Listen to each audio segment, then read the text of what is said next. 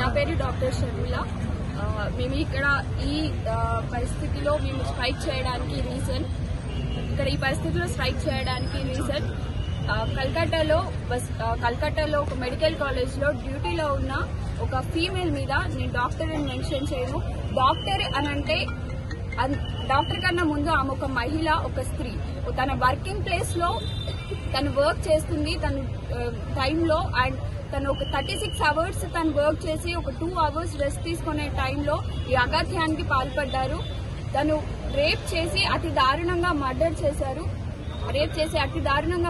చేశారు. దీన్ని మేము తీవ్రంగా ఖండిస్తున్నాము.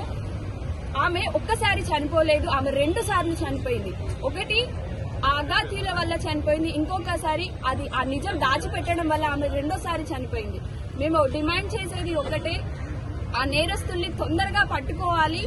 ఇలాంటి సంఘటనలు ఇంతకుముందు కూడా జరిగాయి. ఈవెన్ దీక్ష ఘటనలో నేరస్తుల్ని ఎన్కౌంటర్ చేశారు అండ్ కఠిన శిక్షలు వేశారు. కానీ ఈ విషయంలో ఎందుకు ఇలా ఆలస్యం జరుగుతుంది, దీని వెనకాల ఎవరున్నారు మాకు అర్థం కావడం లేదు. ఎవరైతే దీని వెనకాల ఉన్నారో వాళ్ళు ఎవరైనా సరే వాళ్ళని నిందితులను కఠినంగా శిక్షించాలని మేము కోరుకుంటున్నాము.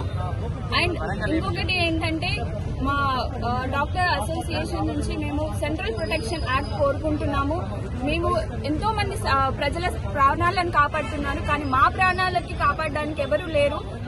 మేము మా ప్రాణాలను అడ్డేసి మేము ప్రజల్ని కాపాడుతూ ఉంటే మా ప్రాణాలకు అడ్డెవరు నిల్చోవట్లేదు. అట్లాంటప్పుడు మేమెందుకు మా ప్రాణాలు తెగించి మేము సేవ చేయాలి, కష్టపడాలి. మా ప్రాణాలకు సరైన సేఫ్టీ ఉన్నప్పుడే, ప్రొటెక్షన్ ఉన్నప్పుడే మేము ముందుకు ధైర్యంగా వచ్చి పోరాడగలము, ముందుకు వచ్చి సేవ చేయగలము. ఇవి మా మెయిన్ డిమాండ్స్.